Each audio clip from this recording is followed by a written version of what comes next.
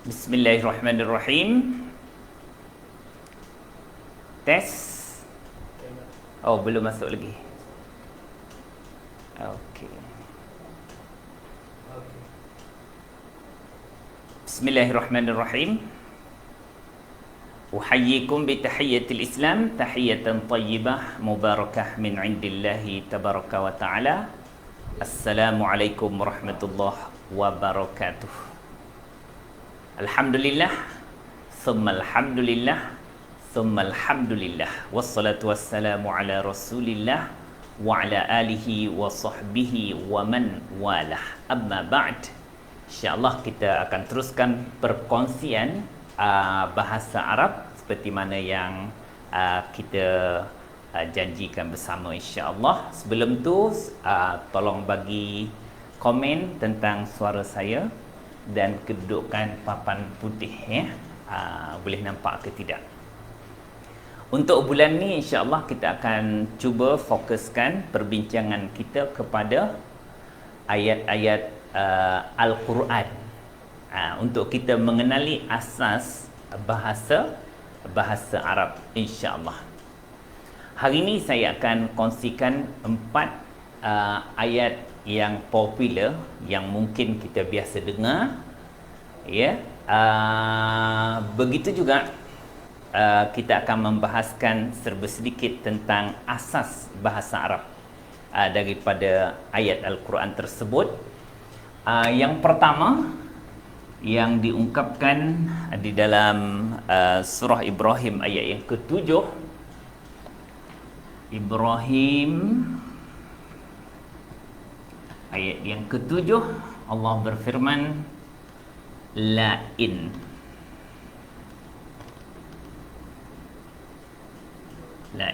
syakartum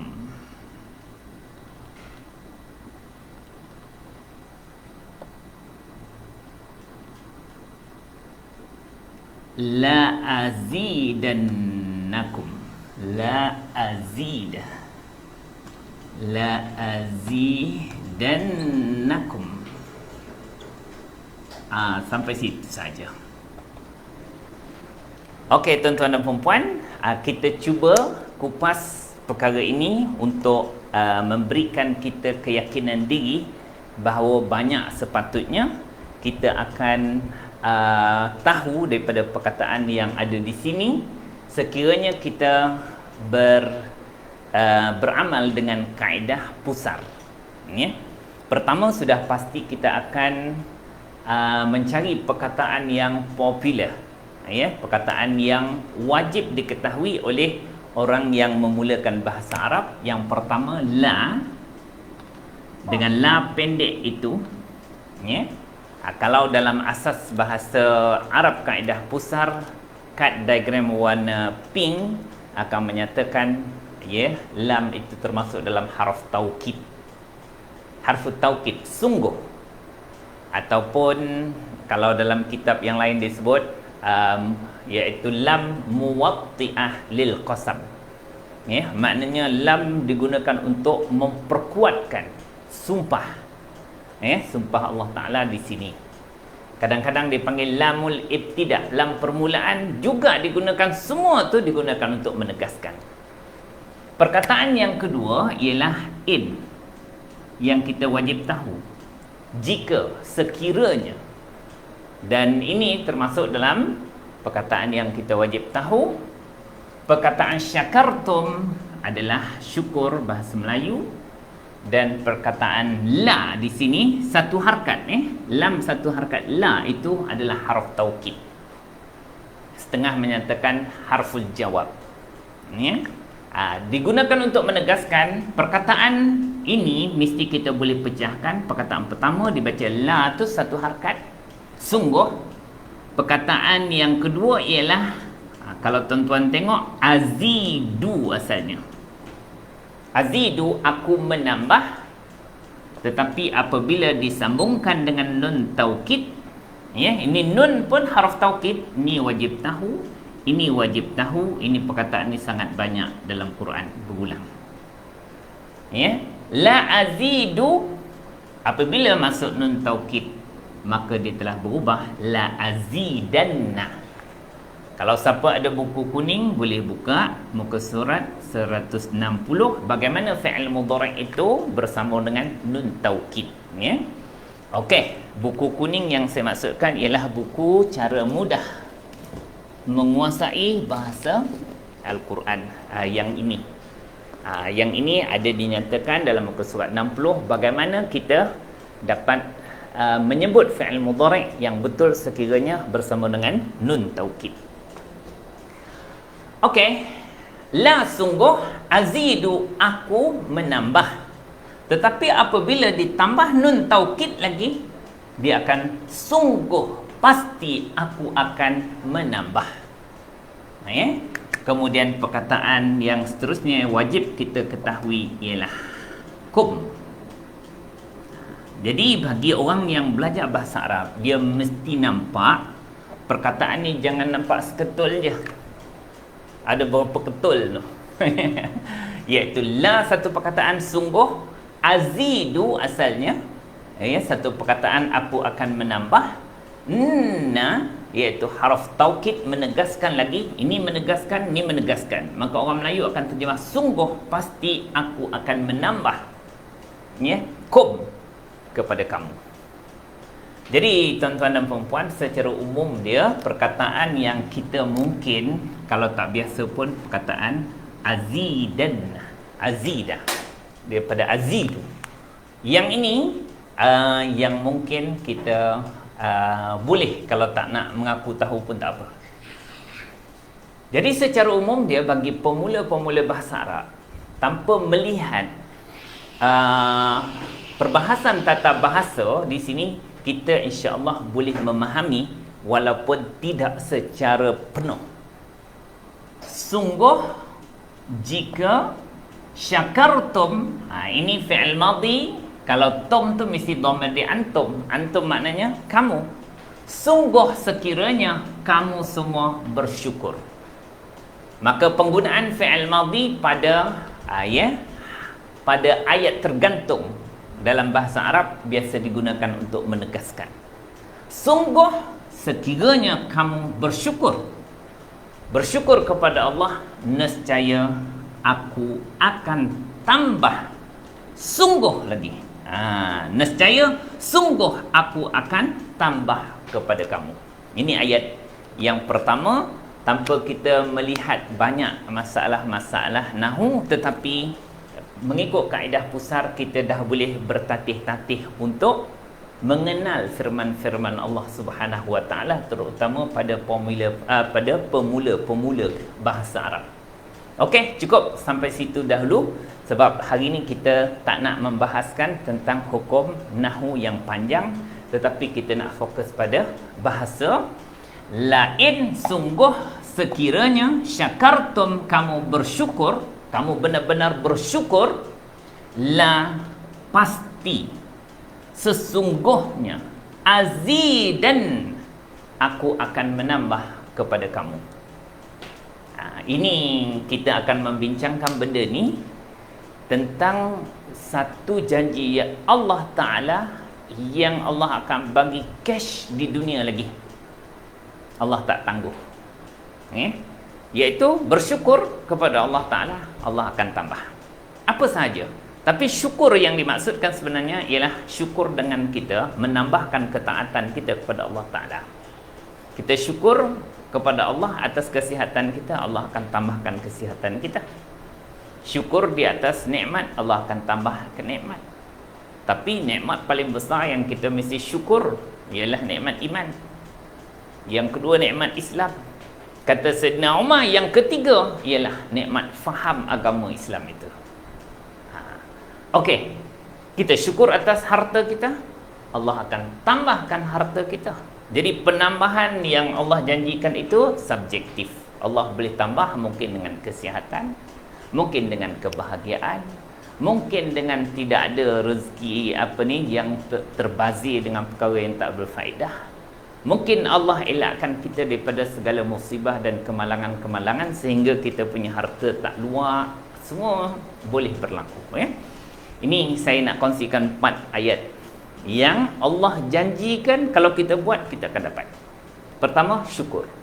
Sebab Allah berjanji dengan sumpah dengan menggunakan haruf taukid, jika kamu bersyukur kepada Allah, nescaya aku. Allah menggunakan ganti nama diri aku. Di sini kata ulama, apabila Allah menggunakan aku, biasanya Allah nak menunjukkan hampir dekatnya Allah kepada hamba-Nya. Bila Allah menggunakan ganti nama nahnu, kami di dalam Quran, maka itu menunjukkan Allah nak mengagungkan dirinya, kata para ulama tafsir, litazim. Okey, saya padam yang ini.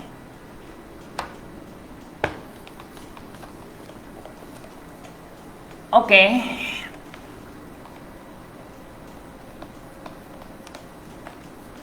Yang kedua, supaya kita berjinak-jinak, hari ini kita ambil yang mudah. Di mana Allah Subhanahu wa taala berfirman di dalam surah Al-Baqarah ayat 152. Al-Baqarah 152. Di mana Allah menyatakan falkuru ni. Pendek sahaja. Al-Qur,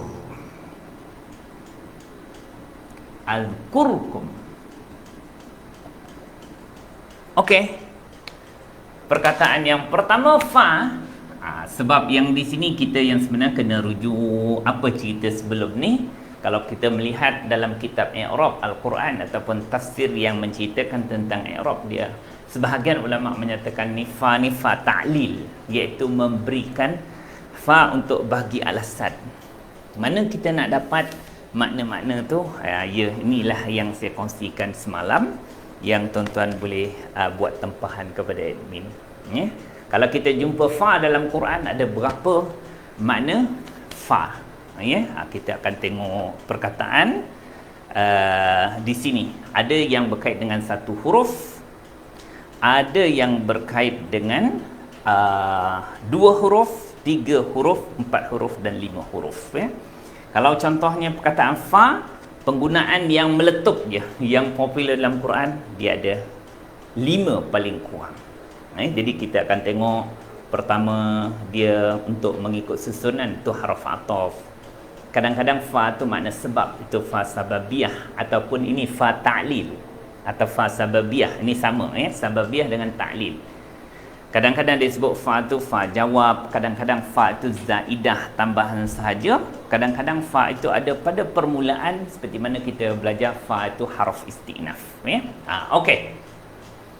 Fa, maka terjemahan bahasa Melayu dia tak ada masalah sangat.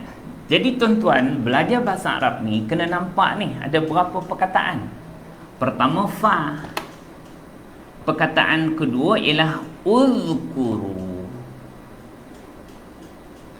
Ingatlah oleh kamu. Uzkuru. Ini dah jadi. Ini perkataan popular. Ini dah jadi bahasa Melayu. Ingatlah, zikir, makna ingat kita kepada Allah. Ingatlah oleh kamu. Dan perkataan yang wajib kita tahu iaitu ni. Dan kalau asas bahasa Arab kita akan belajar, ini satu-satunya dhamir muttasil, ya, yang bersambung dengan fi'il. Semua dhamir apabila ada bersambung dengan isim, fi'il, harf, semua sama, kecuali aku. Kalau bersambung dengan fi'il, sebab ini fi'il amar, maka dia mesti menggunakan ni. Ingatlah oleh engkau kepadaku. Ni. Dan dalam formula kita menyatakan ni, iaitu dhamir yang muttasil atau melekat dengan fi'il, dia mesti jadi maf'ulun bih, iaitu mangsa ataupun objek. Perbuatan dia ingatlah. Siapa pelaku dia? Kamu, hamba-hamba Allah, orang-orang beriman. Dia nak ingat kepada siapa? Objek dia ni, iaitu kepada aku. Maka di sini juga Allah menggunakan ganti nama diri ana, aku, nak menunjukkan hampir kepada Allah, hampirnya Allah kepada hamba-hambanya.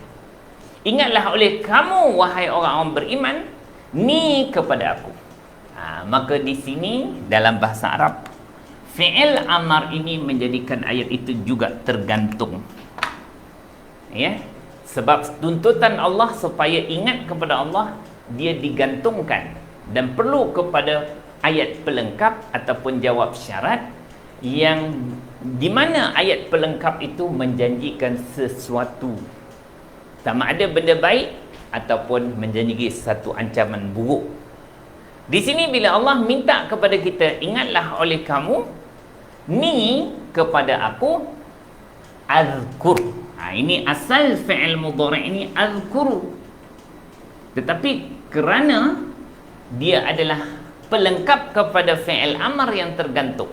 Ini perbahasan dia bila kelas lanjutan sedikit, ya. Dia azkuru, aku mengingati, ya, macam tu. Tetapi kerana fi'il amr yang tergantung ini, dia boleh juga menjazamkan fi'il jawab di sini, iaitu fi'il pelengkap. Azkuru telah bertukar jadi azkur. Maka biasa orang Melayu akan terjemah nescaya, pasti. Maka ingatlah oleh kamu, wahai orang beriman, ni kepada aku, nescaya aku akan ingat. Aku tu Allah Ta'ala, perkataan selepas dia ialah kum, nescaya aku akan ingat kepada kamu. Apa makna Allah ingat? Allah akan bantu kita, turunkan pertolongannya, turunkan kebahagiaannya, ketenangannya, turunkan ilham dan taufik kepada kita untuk buat baik, macam-macam. Bila Allah ingat kepada kita, maka segala kebaik, mata kita akan melihat yang baik, telinga akan mendengar yang baik, mulut bercakap yang baik, kaki akan melangkah pada perbuatan-perbuatan yang baik. Dan ini yang kita nak sangat bila Allah ingat kepada kita. Tapi Allah mensyaratkan uzkuruni. Syarat nak Allah nak ingat pada kita, kita mesti ingatlah oleh kamu, wahai orang beriman, kepada aku, kata Allah, nescaya aku akan ingat kepada kamu. Dua janji ini. Kalau Allah ingat pada kita, kita jangan risaulah. Hidup kita dalam jaminan Allah Ta'ala. Ya, okey. Habis ayat yang kedua, di sini Allah suruh ingat kita. Tadi Allah suruh bersyukur. Kalau bersyukur, pasti Allah tambah. Ini kalau ingat kepada Allah, pasti Allah akan ingat kepada kamu, wahai manusia. Ini potongan ayat yang kedua.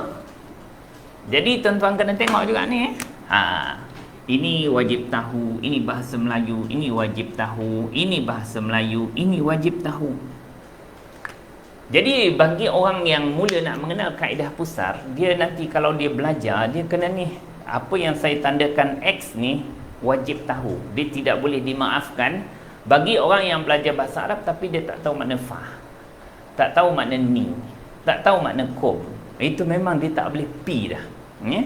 Dia perlu berhenti sejenak dan dia perlu menguasai perkataan tu dan tahu fungsi penggunaan, selepas tu baru dia jalan. Kalau tak tahu ni, jalan pun tak guna. Itu kita bagi secara terus terang bagaimana kita yang sebenarnya memang Allah telah mempermudahkan Al-Quran ni untuk kita faham, seperti mana yang dipertegaskan oleh Allah dalam surah Al-Qamar pada perkongsian saya semalam, ya?